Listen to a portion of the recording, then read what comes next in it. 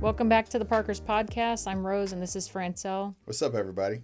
And it's been a minute since I've been in here in this room. You had quite a few guests on, and Well, this is our second time in this room. Yeah, true. So, True, in this room. Yep. We've moved. Well, I can't say we've moved, but the Lab podcast studio has moved now. They're in Northport, which it works out really great because they're right around the corner from us. Right around the corner. Mm-hmm. Yeah.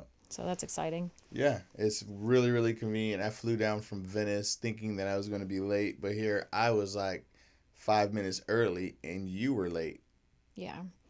Josh said that you had pulled in over there and then parked and then pulled right back out. Yeah, because like I was talking to somebody on the phone and like I have auto GPS on my brain, so it automatically takes me where I think I'm supposed to go. And then when I pulled in, I'm like, oh crap, I'm not supposed to be here. I did that last week. Did you? Or there's so many times like if it's late and I'm tired, like I'm driving somewhere and I'm like, why am I driving home? I'm not supposed to be going home yet.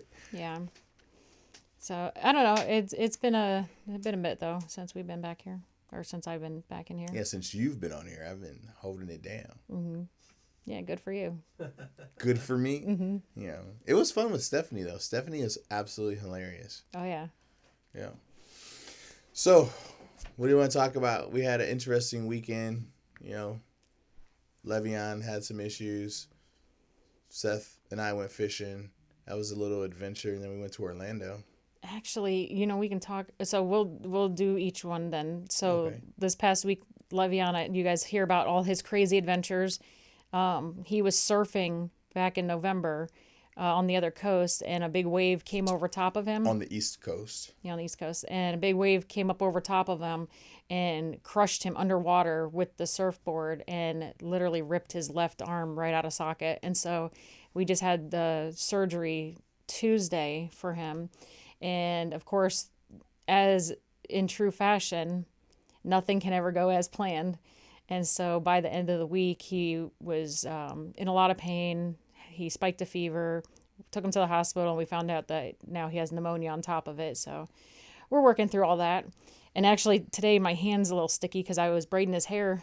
I was about to say, like, yo, you could have left sticky hands out of this. Like, why in the world? That's why I'm like, what? Well, he came over this morning because, you know, his hair's super curly. And so because he can't use his arm right now, he can't really brush his hair very well. So I was braiding his hair up for him, and I have hair gel on the back of my hand that's, you know, pulling the gel off as I'm braiding his hair. And Yeah. yeah, so anyways. But Seth, you guys went out fishing on Saturday. Yeah, we my buddy got a new boat, my buddy Nick, and we it was like not the maiden voyage, but it was like one of the first trips where we went out trying to go fishing. Beautiful boat. Man, we were in 3 to 4 foot seas. It was not slamming or anything. We were just cruising at like I think close to like 36, 38. That's just enough to get me seasick. You wouldn't have really gotten seasick. It wasn't even bad. I don't know. Seth didn't even get seasick. Yeah, but I'm way more sensitive than Seth is. It was a 25-foot catamaran. It rode. Oh, it's a catamaran? It is a catamaran. Double V? Yeah, that's what a catamaran is. I didn't know. You can't have a single V catamaran. I didn't know. It would just be a boat. So just I didn't know what it was until just now, obviously. But you know, back when you sank your boat, I told him that the only way that I would be okay with him getting another boat is if he got a catamaran, because it was devastating to me when it happened. I thought I was losing my whole family. The catamaran has nothing to do with it. No, but the catamaran is what saved them. So? There was other people out there out to sea, and they're the ones that came and saved them. They got to you faster than even yes, because what is it called? Coast Guard? Yeah, the Coast Guard, before the Coast Guard even got to you guys. Yes, because they were closer in proximity. I don't care. I know it makes it more stable. I know it makes it more stable in the water. You will never, ever be able to justify to me. You can't justify, like, if I got a 26-foot Grady White, why, with 2 motors on it, it's just as safe as a doggone catamaran. I don't understand. Until you've gone through the thoughts that your entire family Here we go. is sinking and drowning. What do you mean? No, we had already sank. Like, Yeah, true. Your entire family is now floating. We were all bobbers. Yes, we Yes, were bobbers. yes, and floating out to sea as we spoke, and I had no idea. I just knew you guys were gone. Like, there's no way you'll ever be able to justify. Justify what? A regular boat? Yeah. Oh my gosh. Like, this is insane. Anyway, sorry I brought up the boat scenario, but like... No, is the reason I wanted to bring it up. Do you actually know, you guys came in early on Saturday, do you know that there is a 4 men out to sea right now that is lost since Saturday? No. Yeah, they went out of Venice and they went out fishing. I guess the guy had just bought a boat on Thursday. Oh. You heard about this, Christian? No, sounds like a new boat owner. Yeah. Yeah. Hey, but this is what's happening. All these guys from New York are coming down here. They sold their house for millions. They come down here Nope, buy a these brand guys new lived house. here. These guys, we They're have from here? Yep. 2 of them, I believe, are from Northport, and I think the other 2 are from Port Charlotte. The one is our age, 38, 39 years old, and then the other, one of the fathers is like 50 some. But they're from here, from here? I mean, I don't know if they grew up from here, That's what obviously. I'm saying. Well, I mean, like, just because you moved here, Well, now they... okay, we technically moved here. 17 years ago. And the whole time I've been on boats. Okay. Now, the one thing that's crazy about Saturday, though, like, after when we went out fishing, it was clear. Everything was really clear. We started coming back in around 10:30, 11 o'clock. Man, this fog that came Yes, in that's what they're talking about. was crazy. And literally, I'm like, Nick, this is weird. We were in a circle of fog the whole time we were driving in. And it was literally like, I don't know how to describe it. It must have been the Holy Spirit, like, because like the distance around us, you couldn't see anything but the rim of the fog all the way around us. And Nick's GPS and electronics started to go out. So like, Oh yeah, because you guys were having battery issues. we were having electrical issues and motor issues. It was just really weird. And as soon as we got in, the GPS died. Sketchy. That's almost like the Bermuda Triangle It was- scenario. Sounds scary movie start. Well, you know how like the movie The Fog, right? Yeah, The water yeah, rolled yeah. in. But I was like, yo, that's why hey, listen, for y'all who don't know Jesus, this is a prime scenario where y'all need to learn who Jesus is. Because I didn't even know that until you just brought that up. But Yeah, they had mentioned how dense the fog was. They it went was out insane. and they have the actual GPS coordinates to where they were going to be at fishing. They had the GPS coordinates for their fishing spot. Yeah. And the boat's gone. They started looking for him yesterday. They went to the launch. The car and trailer are still there. Obviously, the boat's not back. Unfortunately, the Sun has been on where Venice had, the police department has put it up on their Facebook page and stuff. The Sun has been on there, you know, commenting on people's comments and stuff. It's just really sad. That's crazy. Yeah, they had suspended the efforts yesterday during, I think, the rain or something, and then they were going to pick it up again today. What's really unique about that scenario is that like we took a certain heading out. We were going northwest by like 680, I think 680 or no 260 or something like that.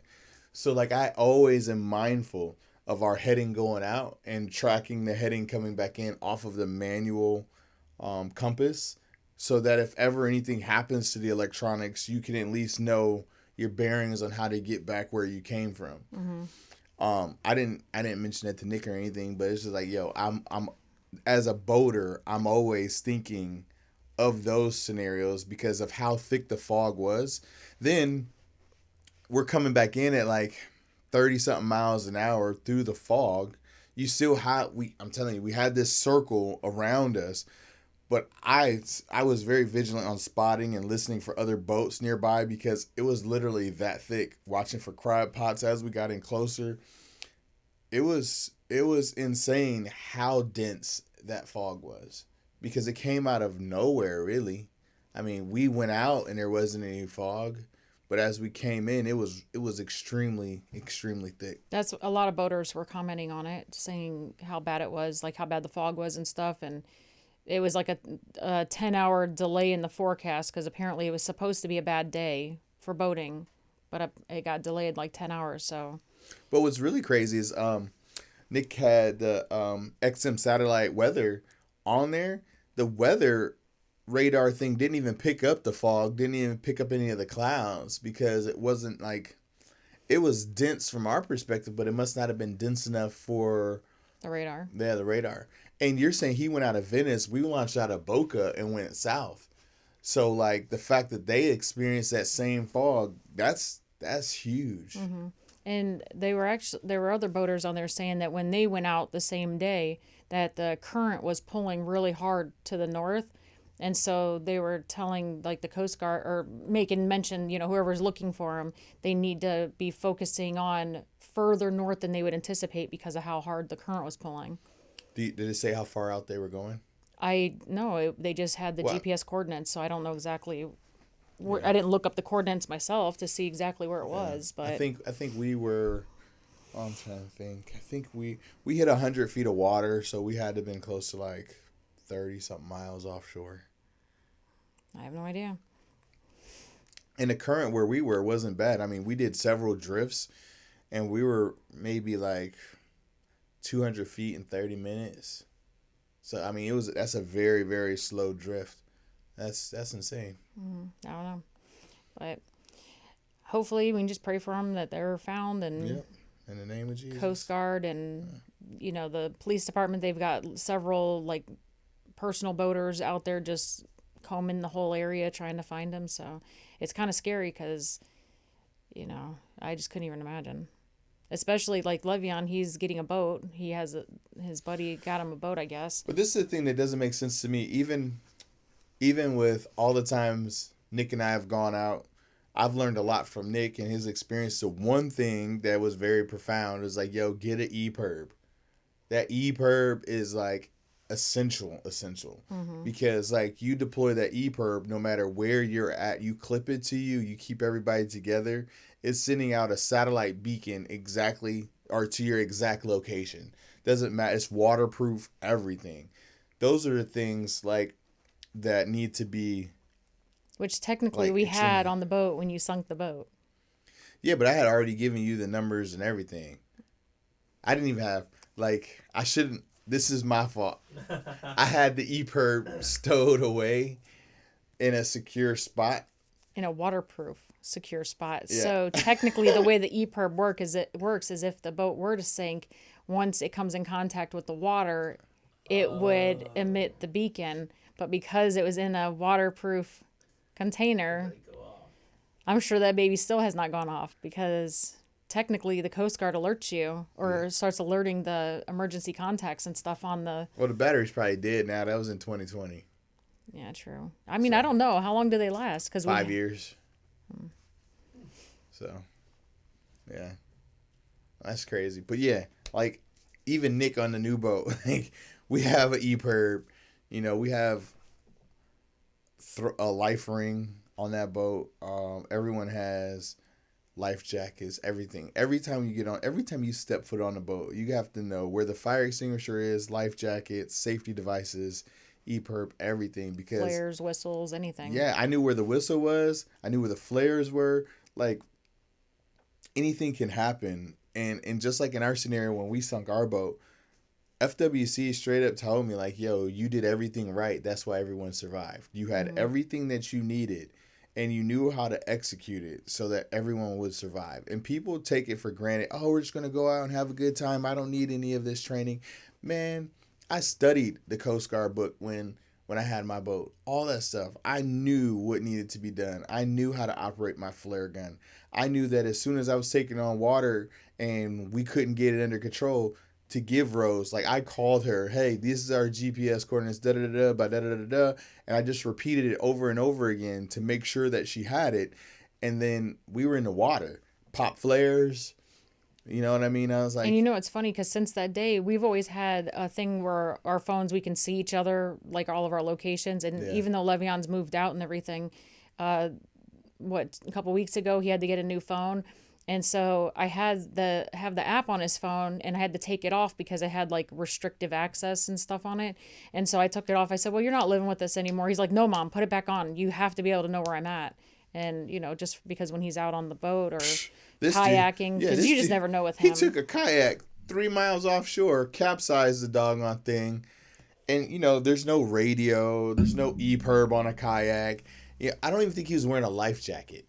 No, I don't think he didn't. He was not wearing a life. He's an extreme mess sometimes. That's something I can say. So he calls me. But he knew to call. He calls me. My buddy Mike was just putting his boat in the water in Venice, and he's like, "I'll shoot over there right now." Le'Veon hangs up. He's floating. We're pinging him as he's floating, and it was an outgoing tide. So further and further, he's getting away from shore. And it was crazy because within like a 30-minute period of time, yeah, it was. He was moving so fast. He was 5 miles offshore versus the 3 miles when he called us. After we're done, we're done recording, I'll show you where I pinged him because I saved his spots because I mean it's like a straight line. You could just see he's just floating further and further. But what away. was awesome though is like my buddy Mike was able to get in his boat, get out there, and as he got out there, the sheriff's department was picking him up and getting him in the boat, and some jet skiers pulled in his kayak. The police tied it to the back of the boat. No, there was some jet ski guys that pulled it up to the beach. I could have swore Le'Veon said the cops were on him. Well, that's the thing. You know, as reckless as he can be, obviously in a kayak you can't get that far offshore because you're paddling. No, I mean I know you can, but he's still within reach of like other boaters and stuff. No, what it is despite all his foolishness, he still got parents praying over his butt. Yeah, truly. That people were in position to take care of him, even though he's not doing what he's supposed to be doing. Yeah, well, it just kills me because no matter how much crap he can get into, his personality, everyone draws to him for whatever reason. And so no matter what, even when the cops went out there to pick him up, he was still able to come back in with his kayak, with his fish that he caught. I'm like, this is crazy. People just rallied around to make sure the boy got everything back that they could. Except for he lost $2,000 in fishing poles. Yeah, but that's sunk. That's a different story. Yeah. But and then he tried to, this is the crazy part. And technically, I have the coordinates of his wreck, so technically we could dive it. Wait a second. This is how these young cats get you, right? Oh, I need a GoFundMe page to replace my dog. No, you should have been acting silly in the first place. Go sit there and get a GoFundMe going for your doggone fishing poles. And sit your butt down. That's what sit down, man. Gosh dang. He's a trip, but absolute it all trip. Worked out. Yeah, so that was kind of this weekend, and then yesterday we went to church. But it was cool with Seth. Oh, Seth was fishing with us on the boat. Did you guys end up actually getting a chance to fish? Seth caught a bunch of fish. Seth does phenomenal fishing in regards to quantity. Not necessarily quality of fish, but he will always catch a lot of fish. Mm-hmm. He caught like 15 to 20 squirrel fish and some lane snapper, which are great bait for the big fish that I want to catch. Well, and he's been like that since a kid. You remember when he used to get the long string, Sabikis. Yeah, the sabiki rig that has like 20 hooks on it. We would be out at Venice. Everyone's, around us trying to fish for the big fish. Everyone's waiting to reel in stuff. And here, this knucklehead's reeling up 5 fish at a time on this sabiki rig. Legit. He did not care. Fishing for him is different than like everybody else. He doesn't care what he's catching as long as he's catching. And that's the crazy part, which is, it's a different passion, Mm-hmm. I love that. I want to go catch fish, but I want something that's trying to snatch me out the boat. That's what I want. I want that ultimate tug of war. I'm about to win. He wants to use Z-Perb. Yes. Not necessarily. I don't want to use it. I just want to go out where the monsters are and like, yo, I beat you. Now you're on the grill and I'm not. You know what I mean? Like, that's where the competitive side of it comes from. Mm-mm. I want a 300-pound Kitty Mitchell. That's my goal right there. Or a giant yellowfin tuna, No, that's too much. Yeah, but then I feel like catching that stuff, you're far enough offshore where I'm just chumming. I'm bringing all the sharks in. No, you're chumming in the bait fish. Well, whatever, chumming in the bait fish. Yeah, that's what helps us catch the fish. It's so bad. It's so bad. I get so sick. Even when we went off, the last time I went out on the boat was, I think, 2 summers ago. It was around the 4th of July when a bunch of people from the church, we all went out. We all went out boating. Oh, yeah. And we didn't even go offshore. We did not even go offshore. We went into Boca and then came in through Stump Pass, or I think it was Stump Pass, right? And we anchored up. No, we went out of the jetty, and we were in the intercoastal. Yeah, but we're on the sandbar. Yeah, I thought we came into like some. That was 4 years ago Oh. when we did that sandbar over there by Gasparilla. 2 years ago was with Mike Holland and them. Yeah. Yeah. Well, anyways, we it got to the point where even just kind of we were all kind of like anchored up in an area, so we were just kind of floating around. We all had our little pull floats off, and then you guys took off to go lobster dive. No, we went and got some fish. We shot some fish and came back and cooked Oh yeah, it you on guys. the grill. That's right. You guys were spearfishing. Yeah. So you guys took off to go do that while all the ladies kind of hung out there, and we all eating our snacks and just floating around. But I'm on a darn inner tube floating out of the boat, just floating in the water and getting seasick from the inner tube. Like I've gotten seasick on our kayaks. It's so stupid.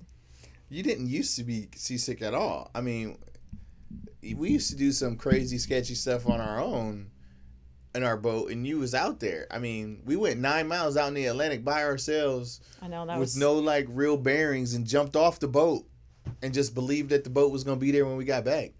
I know. I don't even know what we were thinking. We were anchored one time to one rope out there. Like we should have been at least double hooked up or something. I don't know. But that was when our kids were little and everything. I know. Where they were little enough, they were tied to us. Yeah. We had them. We were all in life jackets, but they were tied, anchored to us, so that we couldn't lose them Yeah. because they weren't strong swimmers yet. Yeah, that was crazy. Mm-hmm. Then yesterday, we went. It was my nephew Hunter's birthday, so we went to Winter Haven to go bowling. And then the doggone mall gets struck by lightning. It shuts the bowling alley down. Yep, I am pretty sure they lost the majority of their electronics. Oh yeah, Because- it got fried. Yeah, you know when you get the lines going across the TV and all that. We were bowling 1 second, and all of a sudden everything flickered, and then not all the TVs, but 90% of yeah, them. probably 90% of the TVs got all the lines going across them, and the lights, half of them didn't come back on. And next thing we know, the lady from the bowling alley's coming over with the walkie-talkie, and they're evacuating the whole mall. And I was like, dang. You know it's bad when there's no power and you still see the colored lights through the screens. It's like, oh yeah, it's burnt in there. It's burnt. Yeah, it was bad. And And, then- it didn't even seem like there was lightning though, because there was no thunder. And even after the fact, I never seen lightning the entire time I drove. Well, I mean, we were inside of the building. The music was loud. There was a lot going on. I mean, lightning could have hit. We don't know. Yeah. Yeah. So then after that, we were trying to figure out, it's already raining. So, you know, that you got minimal things you can do. What do you do next for a 10-year-old's birthday party? CiCi's Pizza. Blech. Oh my gosh. Yeah. Yeah. So we had a CiCi's here in Port Charlotte. We were talking to Christian just before this, and they shut down like at least 10 years ago here. I don't know if they Maybe shut down 10 You know years what? ago. Maybe it wasn't 10 years ago, because I feel like CiCi's Pizza was still there when I was doing the networking group at the Perkins next door. I think it was. But this is the one thing. This is what I have found out about fast food and CiCi's Pizza. After you've been away from fast food and CiCi's Pizza, you go back to it, you realize, yes, this is fake. This is all genetically modified. This is plastic. And you're eating it anyways, and you're like, dang, literally everything I've just put in my mouth is going to cause me cancer in some form if I don't pray over it first.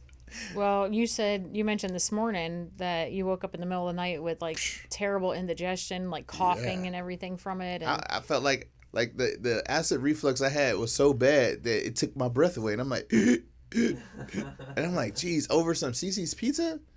Like, how do you go be with Jesus?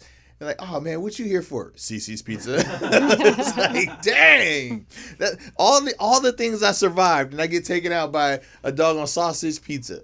yeah, true. Yeah, but my stomach was jacked up this morning. I'm like, I don't even know what we're going to do today. Hey, listen. But I heard this was the weekend of acid reflux, because Vaughn had acid reflux. Sean was talking about acid reflux this Really? morning. Yeah. Dang. It must have been in the air. Y'all in the same cycle.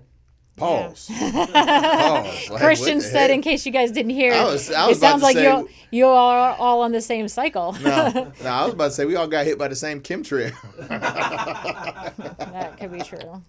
Like, shoot. Or at least all had pizza over the weekend. Man. I don't know. I feel like Even all the times I've traveled back and forth to Ohio, all the times that we've eaten out, I can't eat the fast food anymore. No. And so now that we eat like better food, and even when we go to restaurants, we Shoot. get more quality Man, meals. I just got a Blackstone for Christmas, man. I've been chopping it up on my Blackstone. Listen, I'm not bragging. That's the Thank only you. thing he asked for Thank Christmas. you to my family for getting me the dopest Blackstone ever. Everybody chipped in so we could make sure he Listen. got the big one. It's a 36-inch griddle, and it has a built-in 2-drawer air fryer and a warming spot underneath. I air fried cinnamon rolls for breakfast yesterday on my Blackstone while doing the potatoes, the sausage, and the eggs on the top. Like, He's literally been cooking every single day. I will have gone out and prepped all the meal, gotten it ready, and he's like, "Oh, I got this," and just comes into the kitchen, just takes over. I'm like, "Well, whatever." I love the Blackstone because it's not hot because you're cooking it outside. There's not a mess inside. Like, maintenance on that thing is super easy. You scrape the doggone blacktop off. You heat it up. Everything's burnt off. It's all good to go. I mean, like, I'm in Brings love. you back to the Waffle House days. Oh, shoot, man. Yeah, I mean, it's just like cooking at Waffle House. The only difference is I think it's way more versatile. I mean, with the air fryers, yeah. Yeah. Shoot. Oh, what day was that? That was, Saturday. While you were gone, I heated up the steak from Friday that I had cooked on there. And I did some eggs. And I put a whole sweet potato in the air fryer. Yo, the skin on that sweet potato was like so crispy, crunchy. So amazing. And you wanted to do sweet potato fries, so I think we're probably going to do sweet potato fries tonight. Yeah, I don't know. I don't even think about dinner tonight, but I definitely bought the sweet potatoes because I love sweet potato fries. They are so good. Yeah, man. I if you don't have a Blackstone, get a Blackstone and go through the directions and season it properly, because if you season it properly, it is amazing. Absolutely. And actually, based on your experience, go through the directions and read every direction on how to put it together, or you'll be unassembling and reassembling it multiple times. First of all, that did not happen. You had to keep taking the top off. Well, we didn't. Yeah, because then you guys put the clip things on the side, on the wrong side. Hey, listen, we didn't take nothing apart. It was like, oh, they on the wrong side. Oh, well, we don't need them anyway. We can cook with it the way it is. Like, shoot, hey, man, don't be throwing shade. Well, you don't need them anyway. It's like a classic line when you don't. It's extra when you can't pieces. figure it out. Yeah. We don't need it. It's just an extra accessory to hold the doggone propane tank on it. Sit that junk on the floor and let's cook. Shoot. Yeah, you guys are terrible. But Yeah. I don't know. I guess we'll figure out what dinner will be. But it was a great weekend. Great weekend hanging out with the family. It was cool seeing my brother and his wife and the kids. Oh, yeah, we finally got to celebrate Christmas with them. Yeah, they got all their Christmas presents in February. But it was cool. Yeah. So it was fun. But all right. Well, I guess we'll pick up next week and catch you next time. Yeah. Peace.